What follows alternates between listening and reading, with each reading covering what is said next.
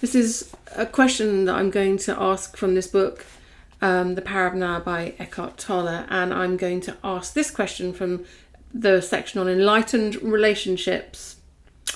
Is it not true that you need to have a good relationship with yourself and love yourself before you can have a fulfilling relationship with another person? If you cannot be at ease with yourself when you're alone, you will seek a relationship to cover up your unease. You can be sure that the unease will then reappear in some form within the relationship, and you will probably hold your partner responsible for it. All you really need to do is accept this moment fully. You are then at ease in the here and now, and at ease within yourself.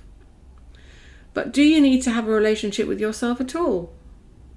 Why can't you just be yourself?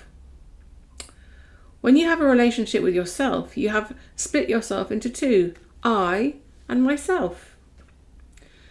Subject and object. That mind-created duality is the root cause of all unnecessary complexity, of all problems and conflict in your life.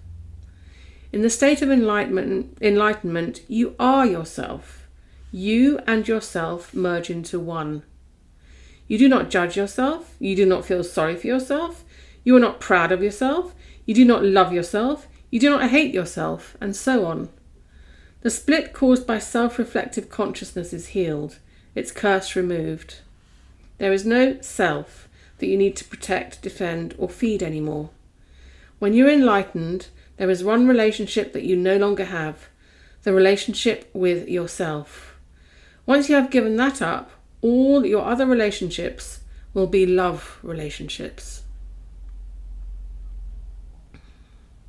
I'm not sure about that, because I have had a very complex time with relationships and myself, and I believe that it's important to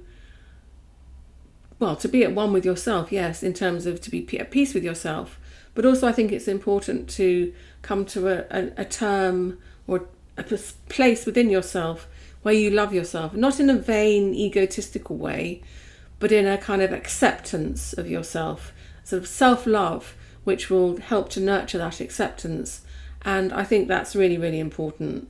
So I sort of understand what he's saying, but at the same time, I think that you can be at peace with yourself without giving all of that up, because I think you have to go, well, maybe you have to go through that and then you can give it up because you've gone through it and you've reached that enlightenment state.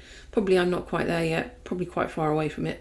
But I think it's important on the journey to actually acknowledge how